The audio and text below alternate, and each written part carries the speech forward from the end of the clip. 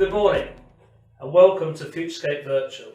Today I'm with Rick Davies and Ben Parfitt from Willerby's Landscapes, a company that is renowned in the industry for its consistency, its high level of professionalism, and a company that most people look up to and want to emulate.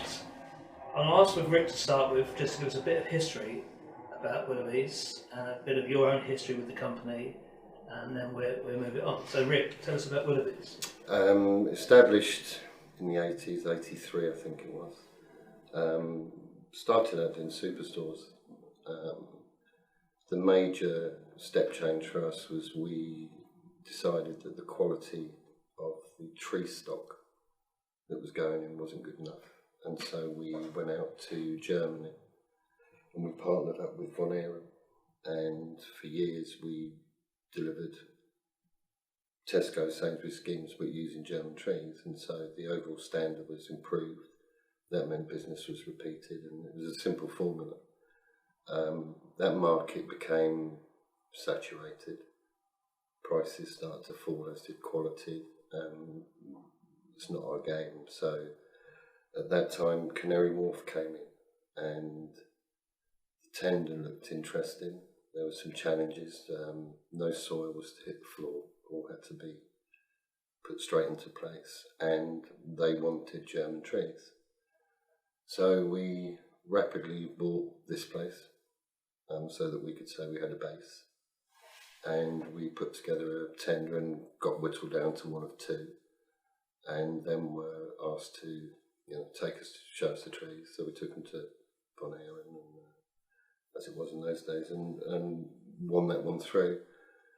That got us our first Barley Grand Award, and it also got us our first taste of how business can be. And the day we completed, Olympia went bankrupt, and so we were up there changing the bedding plants outside the building when the bailiffs came in and chained up the doors.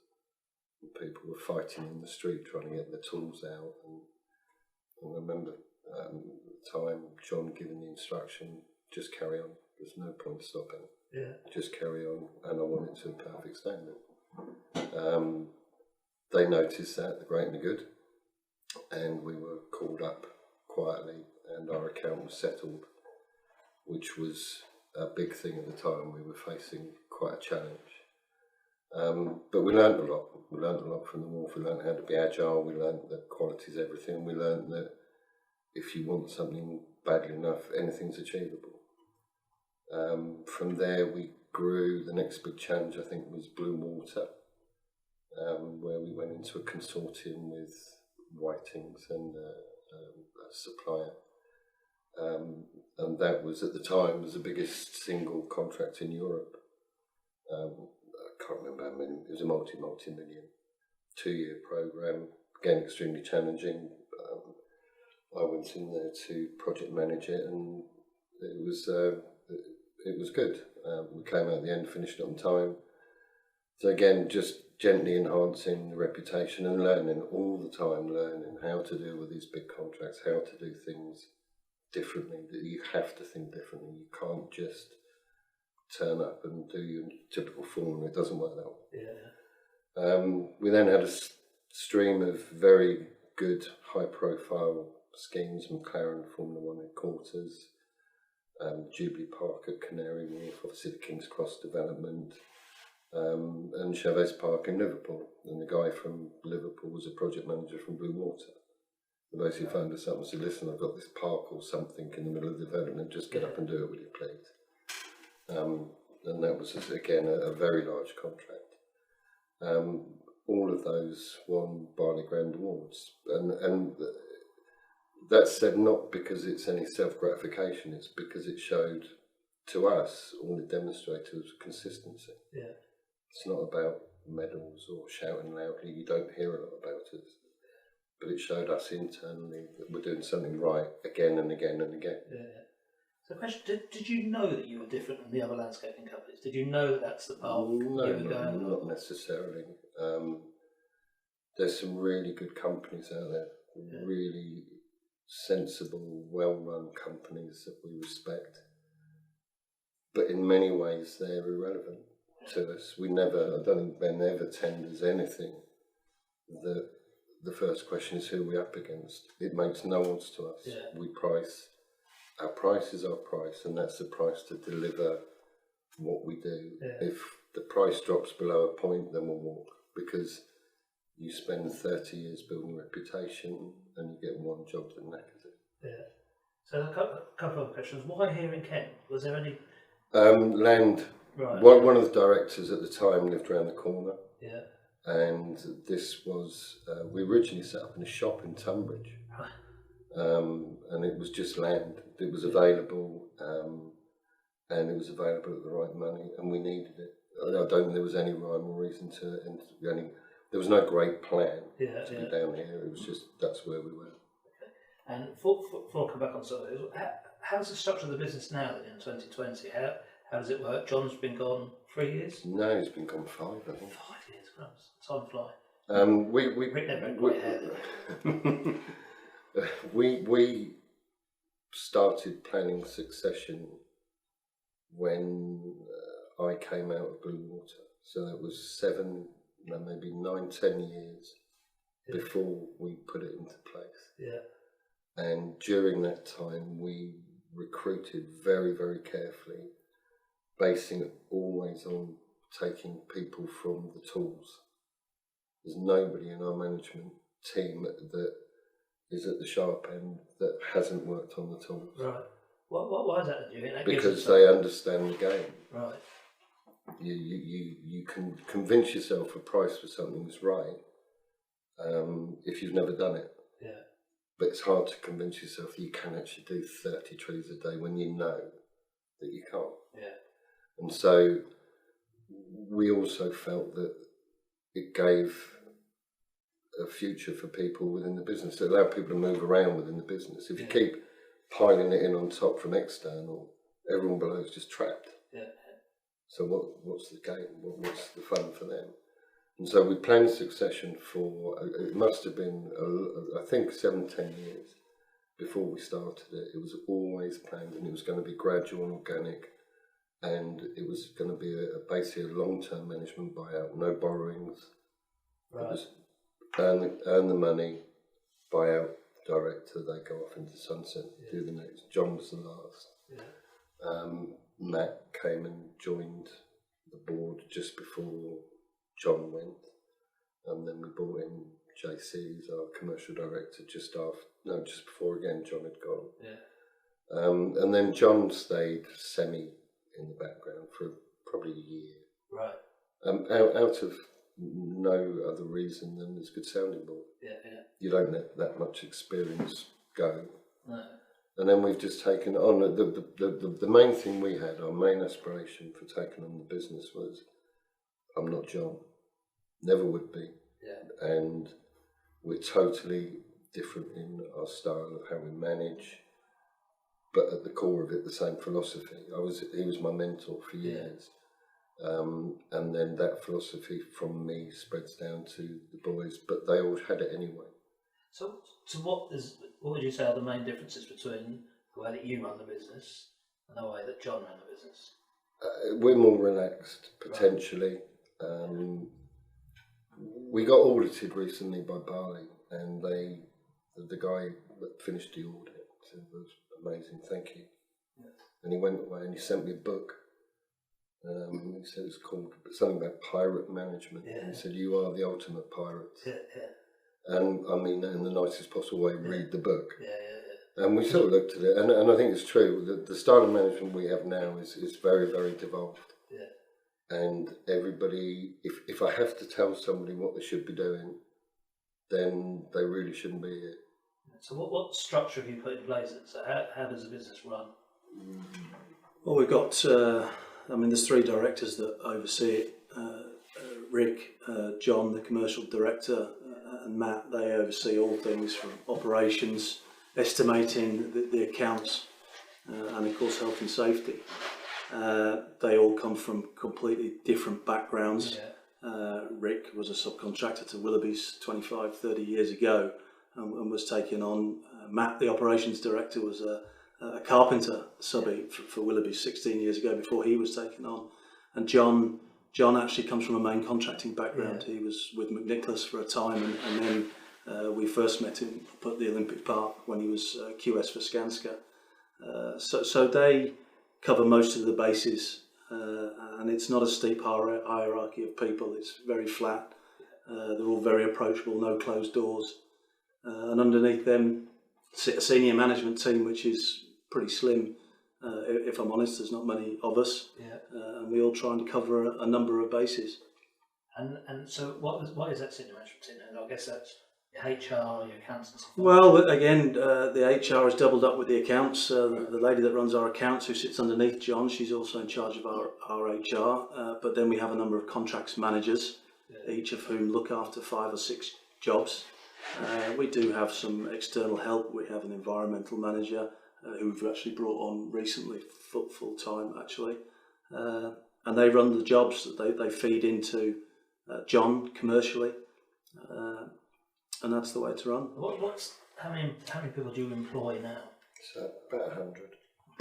At head office? 18, I think.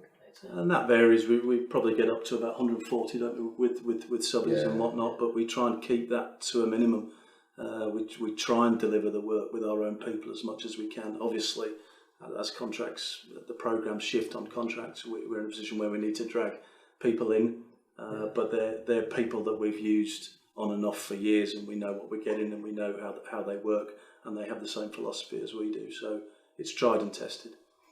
And do you both sense how the industry look at you? As a company? I don't think so, only because people comment, the supply chain comment, people look up to you, people want to know how you go about your business. I've been fortunate enough to travel a lot globally in this sort of industry and other industries semi-related, building golf courses and whatnot, and I don't think we do it that differently. I think we've got a very good group of people, and I think that's probably one of the reasons. I think there's a shared commitment. I have been asked, how do you do it? The question I'd like to ask, what is the magic formula? There is no magic formula other than a healthy dose of common sense and respect for your workforce and respect for your clients. But the main thing is, if you don't get it right, don't run away, don't turn around and start making excuses, don't lie, don't cheat, fess up. We've got this wrong, we will put it right, and then put it right. And that's it, probably underpins everything. Just deliver on your promises, never argue if you're in the wrong. Pointless waste of time. Where do you feel the pressure? Where do you feel the pressure in terms of, is it on continuing the growth? No, I don't feel any pressure, genuinely, because I've always, everyone who's here now in this management team has been recruited by myself, and I've instinctively drawn, I guess, to a certain type of person. I mean, here's a classic example. I got an email out of the blue. My name's Ben, I'm a landscaper, I'm in Australia, I'm coming back, and I'd like you to meet me. Yeah, whatever, mate. I know you haven't responded, I'm still coming back, blah, blah. You did ignore me for 6 months. So you're really getting on my wick now, but I'm just going to... So finally it's, right, I'm back and I'm living in Edenbridge. I can't do any more. Will you see me? I said, geez, I have to now. Got Ben in and said, look, there's nothing managerial at the time because, I haven't really thought about it, but there's something about it I really like. You're just a good bloke, and you've got good experience, and you're clearly driven because you've been hounding me. And so go out and work on the tools at the Olympics. Which I did. He put me on a rake down at the Olympic Park. Thankfully, it didn't last too long. 4 weeks. He's in the office working with John estimating. So did you know of Willerby's before that? I didn't. I've got to be honest. I've lived quite a transient sort of lifestyle, really, and I was in Canada at the time, not Australia. I'd gone from Australia, and I was in Vancouver. And I was looking to come back to the UK. I just started a young family. I had a little boy that was 6 months old, and we wanted to come back to the UK. And I emailed 300 companies in the UK, sent them my CV, and I got 2 responses back, one from Rick and one from Angus Cunningham at FutureScape. And although I sent the emails on again, I didn't get a response, so they were the people that I chased. He responded more than once, albeit over a 6-month period, and Quite quick for it. and I thought, I looked at the website, and the website was atrocious really back then, and I thought it was more of a maintenance company, and I wasn't really that keen. But I came in, saw Rick, saw the premises. He said he didn't have a managerial position at all, but there was opportunity down at the Olympic Park, and that's where he stuck me. So I didn't really know much about them, and having worked in Africa and the Middle East and one thing and another, I didn't really know this commercial world of landscaping existed in this country. If I had, I probably would have come back sooner, actually, because it's been the best move that I've made. And what was the thing that you noticed most about joining Willerby's? What was sort of the culture that you felt that... I've got to be honest, it was all a bit of a blur. Right. I came back with a young family. I had no car, no house to stay in, nothing. I just joined a company, and I suspect Rick got me to one side very early on. He said, "What do you want to do?" And I said, I don't know. I'm bored of hopping around in the mud. I probably want to get in the office, or I might go and work for myself. And he said, "I tell you, don't go and work for yourself, because you'll end up managing 6 or 8 blokes, and you'll be driving a Land Rover for the next 10 years, doing what." He said, "There's opportunity here," and he introduced me to John. And I don't think I've ever met, in all the travels I've done, all the companies I've worked for, I don't think I've ever met anybody as focused and as driven as John in his own way, and that drew me in. Obviously Rick had given me the job, but there was this little man in the corner that was appeared to be running things, and I was hooked. He got me in, and I saw the opportunity. I saw the scale of the business, the diversity of the work that we did, the fact that there was civils work being undertaken, and Chelsea flower shows and that sort of stuff. So I guess the other thing I always wonder, how do you make sure the consistency and the quality across all the different projects you're working on? Because you hire the right people. I'll give you an example. We got the sniff of Liverpool, Chavez Park, and this was a shoe-in because it was a project director from Blue Water. We sent the drawings and we looked at it and thought, wow, blimey, this is an awful lot of civils, heavy drainage, really difficult stuff that we've never done. And the initial reaction was, well, we're probably going to have to decline. And turned around to John and said, look, there is a way I'll take this on. There's a guy who we worked for at a job in London for Multiplex, project director, a guy called Rob Sperring, I think you know. Said if Rob will come across and tender it and run it, then I'll deliver it for you, John, because Rob has all the skill sets we need. He has the supply chain, etc. If he doesn't, we can't do it. I then went and saw Rob and said, it's a bit of a long shot, but if you fancy doing something completely different, I don't know where it's going to take you, but believe in you, and I think you can deliver this. You'll have to tender it, you'll have to do it. In essence, you'll win your own work, and then once we get through that, then there'll be a career. We paid a vast amount of money at the time to bring Rob across because he was a project director. But it was the best move we made, because the tender was structured in a main contractor's way. We could the way that they could understand it, whereas we was probably tendering in a landscaper's way. He knew the contacts and he had the same spirit that everyone else has got who worked here. Brought the resource in, delivered it, and then the next question is, well, what do we do with Rob? And John and I sat down. It was absolutely straightforward to me. You take 6 months worth of salary and you invest it at risk. Rob, go and find the next job. That's what he did. And then that built. So we're cutting sheep piles down on the river. We're building bridges. We built a road at one point, a connection road at the Olympics. all the time doing our core business, but then the hard starts becoming your core business. You start training people because you know people, they can see how you look after your staff, they want to come across, and suddenly you're starting to build gangs. Yeah. And so it just evolves. I think there's a lot to be said as well for picking the right jobs. Yeah. If you go after everything, it's difficult to keep the quality up if you're replacing palisade fencing in East London on a council estate, albeit some people make money doing that. That's not really our bag. But if we target the schemes that we think are good, that we think the quality is high, then you're not in a position to underperform, are you? So what is a typical Willerby's job then? I don't think there is a typical Willerby job. I think at the moment there are a lot of roofs. I would say 90% of our work at the minute is on roofs, which is something we need to keep an eye on, because obviously with the demand for office space in London potentially dwindling, people might not be spending money on roofs. As Rick said, we've evolved. We were Tesco and Sainsbury's car parks, then we were the Wharf, then it was Public Realm, and then this last 4 or 5 years it's been roofs.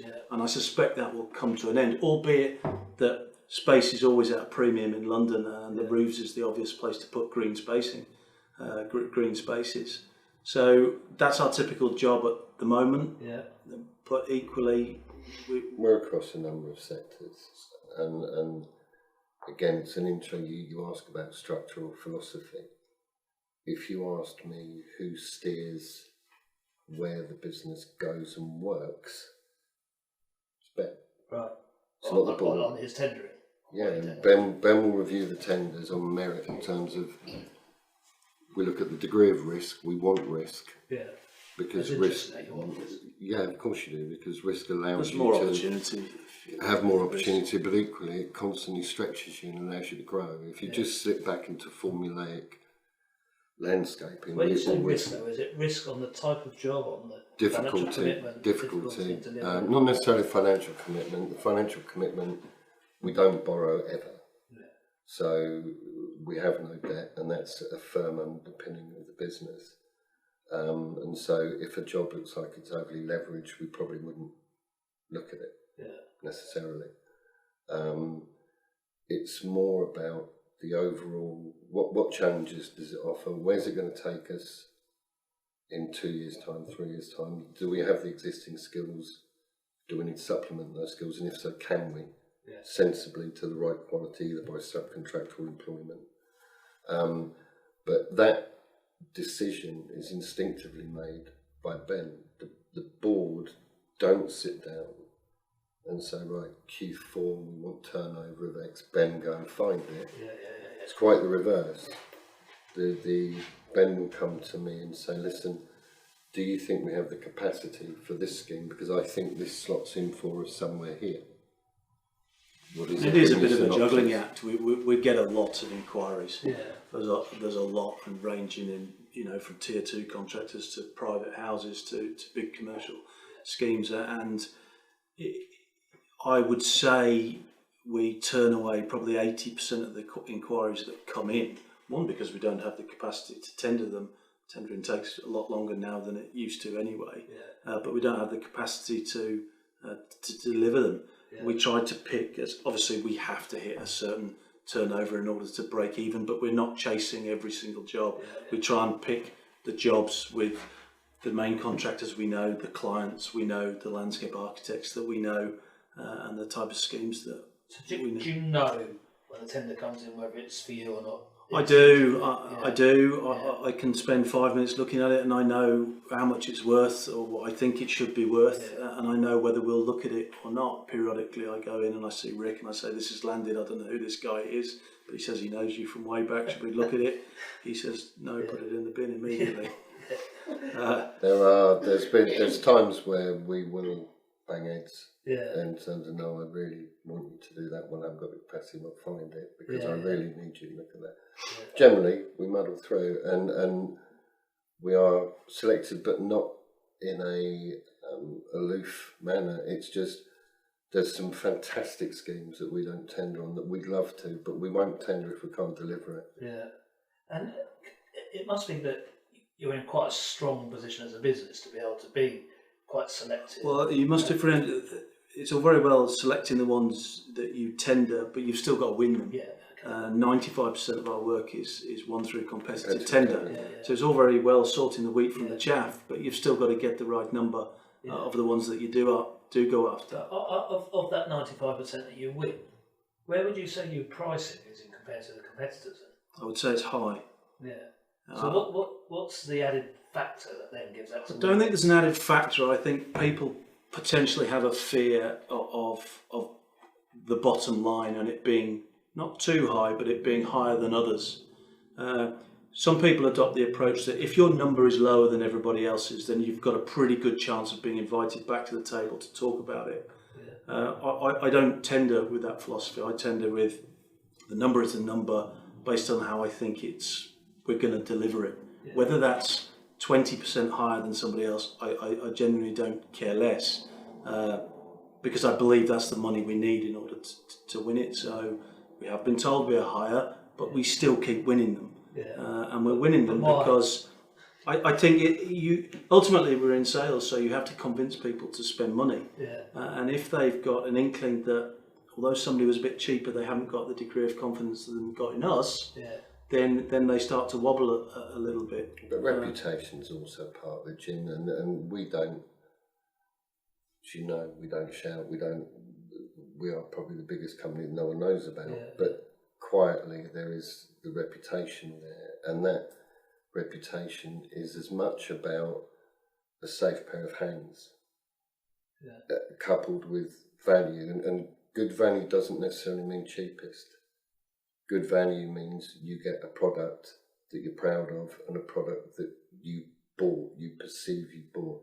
You can always buy it cheaper, but if you buy it cheaper, you get what you paid for in the long run. And then you're looking over the fence at the next door scheme in your city, you're looking, your city, town, skyscraper, whatever, you're looking down on the gardens of Babylon where they bought it at the right money. You're going to start feeling a bit of an idiot. And so you have it's a much bigger issue than just cost. If it comes down to straight cost, we will fight to the point where we feel we are cutting quality, and at that point we'll stop. It goes, And have you lost things? Yeah.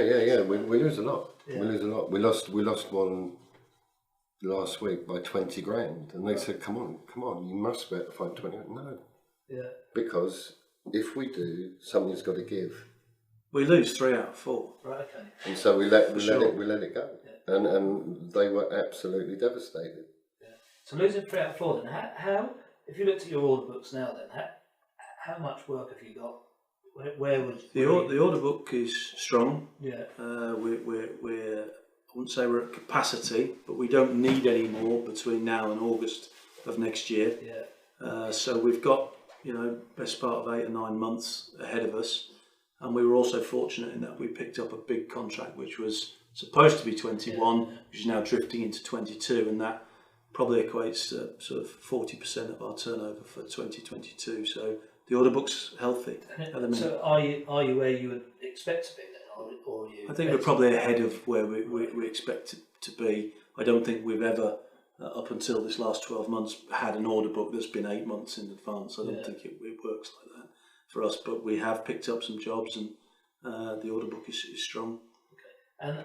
And again, I guess if it is that strong, where does it sit with the pricing then? It doesn't alter the pricing, because it would be an incredibly arrogant way to price. Because you're pricing now for a scheme, we can lob on a few grand, but when you need that work, that client will view you as actually you to the net. And so the order book has no relation to the price. No, it's not an opportunity. It's a cheap shot. If Oh. you view it that way, it's a cheap shot, isn't it? You've got a value product, you know what that value is in the market, but because my order book's up, I'm going to double that price and expect you to still pay it. It's market trading, we don't do that. So it comes back to each scheme's priced on merit, it then slots into the order book. And what about moving the UK landscaping sector forward in terms of when maybe Canary Wharf was seen as a massive big step? Where Do you feel like there's an element that Willerby's has to be doing that? No, it's not our responsibility to do that. Even though historically it has been. We will take on the schemes that we believe we can deliver, and if those schemes are of a nature that's challenging or is a nature that needs new technology, or we'll happily take that on. But it's not the responsibility of Willerby's to sit here and say we're going to push forward and you know, come on everyone, run with us. Aside from the fact that, again, it's a crushingly arrogant view to believe people would want to. Yeah. From our perspective, we're about Willerby's and about delivering the best we can with the resources we've got for the clients that we have. Yeah. And beyond that, I think, you know, we constantly get asked, can you speak here, can you do this, can you do that? And you're the only person that we will speak to. Because I think that people can end up hanging on your every word, and actually you could be talking a language that's absolutely inappropriate for their business. Yeah, yeah. So the other thing is, at that top level, there isn't that many companies that can do what you do. That's a problem to us.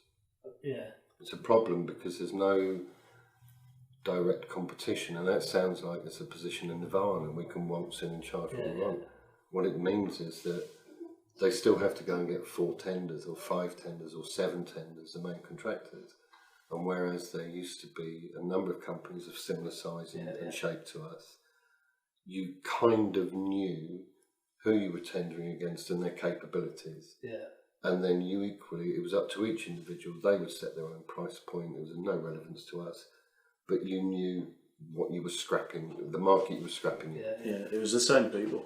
Now, we go to tender meetings, or we go, as I say, we lost one the other day for a ridiculous small amount of money.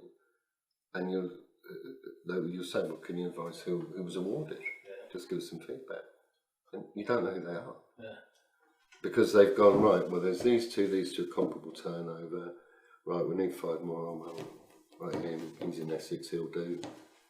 Now, that's not decrying those companies at all. We welcome the competition. Yeah. It's genuinely not decrying them. They've got every right to have a go. But when your expectation is that we will do, or as part of the submission that's 6 folders bound full of ISO certificates and X, Y, and Z, and case studies, and Barley Awards, and Chelsea Golds, and all this stuff, and then you realise that that's your submission, and then their submission's a piece of A4. Yeah. But it's cheaper. But it's cheaper. Yeah.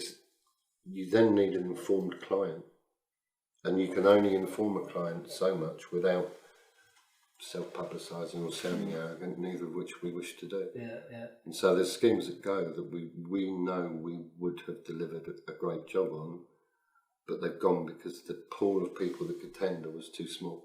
Yeah.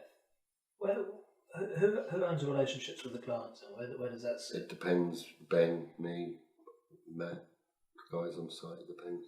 And would you ever look at sort of making a bigger play for the top end domestic market or not? No, not really, unless it came to us. It's a market where we've done some absolutely enormous domestic jobs. We don't really pitch any specific market. It's more. I think if it was there, we'd go for it. We'd go for it. For sure. Is there a value that it has to be above to make it worth? No, not at all. No. Quite the contrary. It's honestly, we have jobs that are £1,000. Not very many, but there are jobs that are £1,000 and some that are 10 million. I mean, it's that diverse. If we think we can offer the client something that he wants, and we can make some money out of it, then we'll certainly do it. And just talking about, I guess it's in the tendering in terms of pitching it, because it's always, I remember you and John, it's like, we say we're going to do it, we're going to do it, and if we can't, then we'll tell them, but basically if we do it. So I guess that comes into making sure that when you're tendering, you're making sure you're covering absolutely everything, so you can deliver it and you can keep going. I think the job that Ben does is probably the most difficult job in this business, because he has to try and think on every level. He has to think that he's pitching up at the client, keeping the architects informed and happy and compliant with spec, ensuring that it's buildable for the ops boys and that it's safe and buildable for the boys on the ground. plus building a margin Yeah. that's sensible and fair. Yeah. And to stick your neck out on some of the schemes that Ben has to price, and it's no secret, I think takes a lot of bottle, because you are judged by it. Yeah. No matter how often we say, listen, it doesn't matter. Well, of course it matters. Yeah. It matters at the first handover because well, it does. There's no more a bolshy person when the scheme goes, but then that's good. It should be. Yeah, yeah. What about relationship with suppliers and the way that you deal with them and you work with them? And We think our relationship with suppliers is good, Yeah. and the reason being that, again, it's this philosophy: do what you say you're going to do. During the first lockdown, we had absolute horror stories of supply chain being just starved of cash, Yeah. because the tier of contractors who had taken the goods and services were going to sit on their pile of cash. Yeah, yeah. So we're going to protect us. Hope you're still there when we're finished. Now, we have never taken that view. If we say we're going to pay, we pay. And if we say that we give you a purchase order with a drawdown schedule, you'll be paid, provided you provide the service. Yeah, yeah. And so I think a week into lockdown 1, I think we released a pay run of just short of £1 million, because that's what we said we'd do. Yeah. And it's so important, because if you're asking suppliers to stand foursquare with you and listen, please don't give me rubbish, because then we have a problem. Yeah. And you're asking them to go that extra half mile, and then you start messing about with the terms, I think that's a pretty unfair deal. I think we've built those relationships with those suppliers. As our turnover has grown in the last 5 years, we've had to spread our wings in terms of our supply chain and find new suppliers. But invariably, we've come back to the same people that have helped us over the last 15 years. The same steel suppliers, the same tree suppliers, the same shrub suppliers, same soil suppliers. And we do go through periods where we try other people, but invariably we come back. Obviously, contract value has dictated that we've had to spread our wings. Certainly at Battersea, where we'd ordinarily let a package to 1 steel supplier, we've probably let it to 5, simply because of the volume of it. But that's been bumpy, hasn't it? And it's been done openly. We've told them, listen, we can't give you the entire order. Yeah. Don't worry. Yeah. This isn't us then starting to go away, we'll be back. And sorry, just go back on that tendering again. How do you monitor the tenders going forward on that? How on top are you of what the costs actually are in comparison to the tender as the contract is progressing? I think we don't have many standard operating procedures here, or we don't have a set formula, but one thing we do is, once I obviously price a job, or my colleague prices a job, at the point that it's won, we have to hand it over commercially then to the contracts director and the project manager, at which point another set of eyes falls on it, and they say, why haven't you allowed for this, and why haven't you allowed for that, and where's the money for this, and where's the money for that?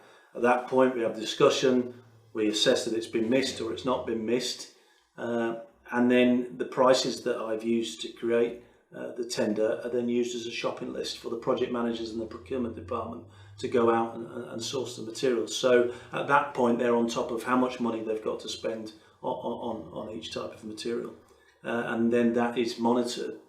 Obviously small jobs, they come, they go, we invoice, we review it, how did that job perform. If it's a long job, then we do CVRs on a monthly basis. We see what money's going in, what money's going out, how much we've actually spent on steel edging as opposed to what we were supposed to spend on it. And how accurate are you? I think we're reasonably accurate. We have to be accurate. It's very difficult because obviously the programs drift, and it's very rare that I price a job for £500,000 based on scope A, B, C, D, E, and we deliver it A, B, C, D, E. Things change, trees get changed, the architect changes, that gets added in extra. So, but all in all, they make money, some more than others for sure. Okay, I've got just a couple more questions, and I guess one is more aimed at Rick in terms of what is the next succession plan and when are you starting to put that in place, and then the second one is, as a business, what are the future plans? What's the next step? What's what's the development? I'll answer the second one first. And the future is, in the short term, I think, as with everybody, it's hunker down, concentrate on keeping staff safe and keeping clients informed of any change because of what's going on, but don't use it as an excuse to fail. There's no excuse to fail. Yeah. Do you think the market's going to get hit? Yeah, Like a year's badly. time? I think the litmus test that we'd always look at is the tower cranes. Where are the tower cranes? At the minute, they're loads up in London. But if you talk to project directors of sites or whatever, it's starting to look a bit gloomy. I think it is going to be hit. Does that mean we'll be hit? No, not necessarily. I think there's certainly a delay, isn't there? Yeah. But Depends on how hits agile us. we are as a company. We've been through 3 bottomless pit recessions. Yeah. We're not complacent at all, but we're in a very strong position. We have no borrowing, we never have had. We own everything, and we can adjust if we need to. The main focus, though, is keep the quality there. Yeah. If we don't keep the quality there, you're just an expensive landscaper. Yeah. And you're back in the pack. Just got to keep doing what we're doing. There's no point in changing it. But there's no turnover plan, Jim. There's no we will aim for this in Q4 next year. We just don't do that. It depends on what comes through the door. We have leads that we follow, and we have relationships with clients who pick up the phone and what do you think about this? In terms of the succession plan, yes, there's one in place, and you're looking over the next sort of 5 to 7, 8 years. Right. But at this moment in time, that's very, very secondary to what we're focusing on now. It's about putting the right building blocks in place for succession now. There's no actual succession. It's put the building blocks in, and then we'll start looking at how we manage that.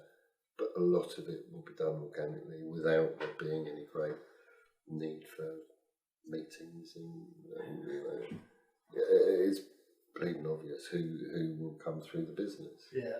And as time goes on, who will start following them? That Willerby's has to be about handing the baton on. That's the philosophy. It was the philosophy that when John finally walked out, he said to me, "Listen, just make sure you hand that baton on. Yeah. In as good a shape as you're taking it on, or better." Yeah. And so that's been my mission. And then the next people will do the same. And it's about just keeping it going and going. Because the people will be here an awful lot longer than the directors or whatever. Yeah. You've got to keep it fluid, you've got to keep it fresh, and you've got to keep it moving. I feel whether you purposely underplay it, I don't know if you really understand the impact that you do have on the UK landscaping sector. I don't think we do. We talk to a lot of people, and your name is always where people want to be. It is, you know. That's very gratifying. It is very good. Thank you. Yeah, I'm sure some of them will be asking questions as we progress, but you know that must be proud to be in that position. I know, as I say, it's a privilege, isn't it? It's a privilege. It's not reluctance. Of course, we're proud. We're extremely proud of Willerby. Yeah. And proud of each other. We get an enormous amount of satisfaction from doing stuff well. We're just not very good at banging out promos and then because we don't. It's just not the way we are. We know we're doing it for each other as much as we are doing it for ourselves or the business. It's like I guess some sort of collective or brotherhood or whatever. I don't know how you define it, but a lot of what we have is a laugh. There's very rarely, you know, one day where there isn't a belly laugh or someone's a rugby ball appears out there and you're talking about you're throwing it and you're thinking, but it just winds everything back. It allows you to think about what you're doing. If people respect us, then that is very gratifying, and it would be wrong to ignore it. At the minute, as I say, in the nicest possible way, it just doesn't feel the most relevant thing to Willerby's. It never has. It never did under John. Yeah. We were very reluctant champions of the industry. We know we're good, we know what we do, and if people accept that, then that is gratifying. Of course it is. But I actually lied. I've got one more question. Before lockdown, everyone was sort of saying that the West Midlands and Birmingham is going to be a massive opportunity for the landscaping sector in years to come. Whether that's changed now or not, would you consider moving or having? I mean, If we needed to. If we needed to, but you also have to respect that there's companies there that have spent their working lives building up a business up there for that opportunity, and for us to say, right, well actually we're bored and then we'll come and smash into your... Again, do we need to? If we needed to, of course we would. Yeah. But we wouldn't do it just because we can. You know, we went up to Edinburgh and installed the scheme. We do all manner of stuff. Liverpool, anything's possible if the scheme's of the right calibre and we're interested in it, and we can service it to the right standard. Yeah, we look at it, but there would always be one eye on the fact that a bit of respect for a market that exists around there that isn't our market. Okay, lovely. So now we're going to open to questions from the audience.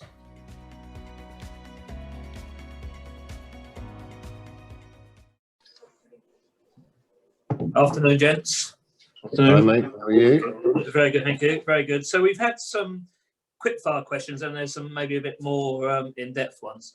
So there's one that's an email, and I'm not sure if the person's looking to find a job, but what is a Willerby type person? I think Rick said you naturally know when somebody suits Willerby's, and also on part of that. So what is a Willerby type person, and what are the hardest roles you find to fill currently? I think a Willerby person, Jim, is somebody who's competent, confident, but with a degree of humility. They're prepared to listen, they're prepared to share ideas, and they have to be driven. They've got to want to succeed, with no interest in journeyman. So you've got to come in here with a view that you want to be the best and you want to push everyone off the top. And we seem to be able to attract those sort of people. We go through a lot to get them, but they are there. And I remember before having a conversation with you and recruiting from the wider construction industry, just in the landscaping industry as well. You look at all different aspects rather than just purely landscaping.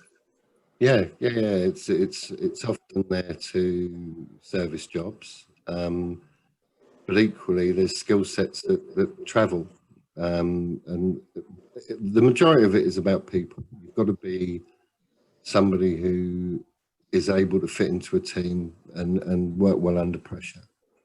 It's also more about not just fitting into the team. We're not hiring people for specific roles. We tend to hire the people because of the way they are, and generally find a role to suit them as opposed to the other way around. That's always been the case. And the hardest roles to fill?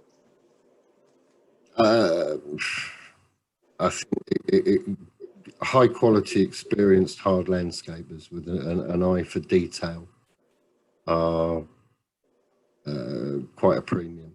And when we get them, we hang on to them.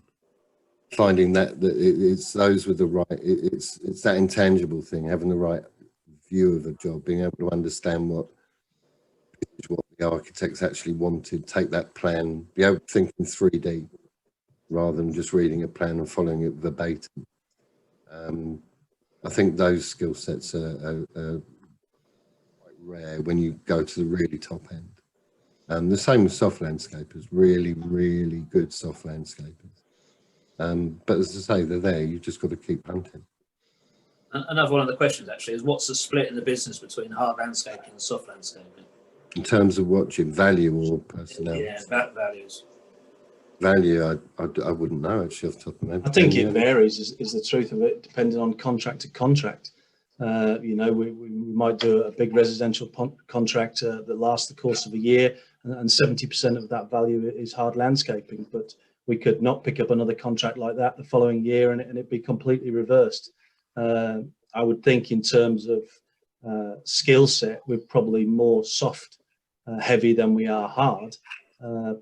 but that's not to say that you know, we, as Rick said, we've got people with skills that are transferable. So if they're not laying paving, they can plant big trees and vice versa.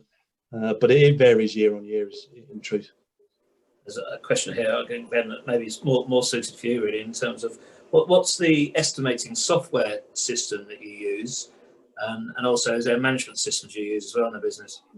Yeah, we use an estimating software called Conquest, which a lot of the main contractors use, and I think a lot of the big landscaping contractors use. It's, I think, like a lot of things, we probably don't use it perhaps to its potential, but it's pretty good for us. We were stuck in the mud for a long time. We had a software which we used for years and years and years, which you know, we thought was pretty good, and then it came to a point where we just outgrew it, I think. So we moved to Conquest. It's more widely recognised, and we've been running it for about 3 years now, and it really has paid dividend. It enables us to price jobs quicker. All round, it's just better. It's better for storing information and how you build up the price from first principles, which makes it easier, therefore, then to hand over to the commercial team and people that are asking questions about where money is and how it's been costed. So Conquest is what we use for that. And then Rick knows a little bit more about it, but in terms of management software, we use a software called Easy Build, which again, we've probably been running, Rick, for 2 years, have we, something like that? Yeah. So that accounts for the accounting side, purchase orders, and links back to Conquest. So it's kind of two operating platforms, but they fulfil the majority of our needs. Another question that's come in, it's saying there's a lot of noise in terms of the commercial market, lots of tenders being poked out, lots of feelers being going. Have you seen that? And then I guess one that could link on that as well is, are you tendering for lots, or are you really tight on what you tender for because of the cost of the time and the effort? We've not altered our approach. Ben described it in the piece. We look at jobs individually and we assess whether or not we can deliver them. We look at the program. There's no point tendering something that you can't deliver on program.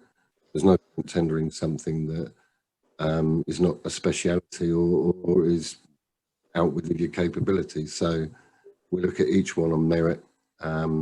Primarily, can we deliver it? Can we deliver it to the right cost? Can we deliver it to the right quality? There certainly hasn't been a slowdown in inquiries. No, not at all. They're coming thick and fast. The difficulty now is that the tendering process has changed over the years, and they seem to be more protracted now. It used to be a case of a single stage process where you got a suite of information, you dissected that, you put a number to it, and it went back, and a contractor or a client decided on that basis, following an interview, whether you were right people to do it. It now takes a lot longer. You get stage 3 information that you tender, you then get a preferred status, but it's against somebody else. You then pitch value engineering options across the table. You're then pitted against another contractor. Then you think you're near the mark, and then they release stage 4 information, and it drags on for months and months and months. We've just closed out 2 jobs this week. Both of them have been in excess of 3 years since we first started tendering them. So the pre-construction, and I heard Tom Mahoney from Malin talk about this earlier today, the time in pre-construction seems to be a whole lot longer and a whole lot more involved than it used to be, for sure. And what happens with the job that's been delayed until 2022 then, in terms of your pricing? And because the market could change, costs could change. How does that work, and how does that fit with you? It depends. It depends very much on the scheme. The logical knee-jerk answer is that, of course, the price has to go up. Well, that's not the case. If prices in the supply chain can be held, they're held. If there's a genuine uplift required, then there's a discussion to be had. But generally, we try and deliver for the tender price. It's, it's opportunist to try and start grabbing delay as a reason to increase cost. It's got to be a valid reason. And you've got every right to go back and re-tender at a different price if need be, or you're allowed the flexibility. Yeah, I mean, the way the inquiries are issued, you have to fix your price for a certain amount of time. If that time elapses, then you have an opportunity to go again, and invariably the information will change and the program will change, and then you price that accordingly. It also depends on the form of contract. Some contracts you're there fixed price lump sum, and some contracts ask for a fixed price allowance, which effectively binds you into your cost of tender. The management of the program becomes the issue then, and how you manage that and try and keep efficiencies enough to make you enable you to deliver to your tender price. It's rare that prices are changed unless there is change within the contract or there is demonstrable program delay that everyone's back to back with. Key is not being confrontational with it and not assuming that a project being delayed equals more money. It's often not the case and shouldn't be the case. I've got a question here, which I'm not sure the change in the regulation, but hopefully you will. Do you see the change in the fire regulation affecting roof terrace design and construction? It is. Product need to be a Class A fire related. Yeah, we've certainly been caught out. Certainly in the last 6 months with fire rated pedestals. That's the obvious thing, and fire rated joists for paving and decking, and indeed one recent contract fire rated decking. So yes, it has affected things, and we have been caught out a little bit. But now that we know the regs and we know to ask the questions about whether it's required or whether it's not required, we know whether to cost it. So yes, there's been changes, and yes, there's been an uplift as a result in terms of costs, but it's very manageable. Okay. This is the last question we got. I know we're short on time, but do you not leave any capacity in your order books for jobs that might come in the last? I wonder why you're asking me that, Jim. I've just been the garden done, Rick. Oh, is that what it is? Yeah, we do. I mean, I assume you're referring to John's comments yesterday, and I thought that there is a sound logic to that. I think what was being meant maybe been slightly misconstrued, but the logic behind it, and the logic that we always discussed when John was here, was that you don't knee-jerk into ramming your order book full and taking the first job that falls through your lap. There's no need. If you're consistent in your approach to business and you're consistent in the type of schemes you want to deliver, they will come. So because there's a recession or troubled times, doesn't mean you default, fill your order book, and then lose the opportunity when that tender does come. What you do is you manage your order book accordingly, and hold your nerve and wait for the right client to come through. And that to me is a perfectly rational and sensible approach, and that's what we adopt. I think the point was that you shouldn't be buying work at a lesser margin, just because there's troubled times ahead. If you can secure work at the margin you're comfortable with, then go ahead and get it in the order book. But perhaps leave space there for picking up work with enhanced margin a bit further down the line. But don't derail yourself by not taking work at a margin that you would ordinarily be comfortable with. Excellent. Well, thank you to really appreciate you doing this for us. And I know it's not the norm for Willerby's to be talking about. It's good for the industry. You know, you are well respected. You're a very, very sought after company that people often tell us about. That's where they'd like to get to. So it's nice that people can actually listen and see you in action. I appreciate your time for doing the video as well earlier in the week. So thank you very much. Thank you very much for the audience, and thank you for everyone that's done the questions. Thanks, Jim. Pleasure. Cheers. Thank you. Cheers, Jim. Take care, mate. Thank you very much. Bye.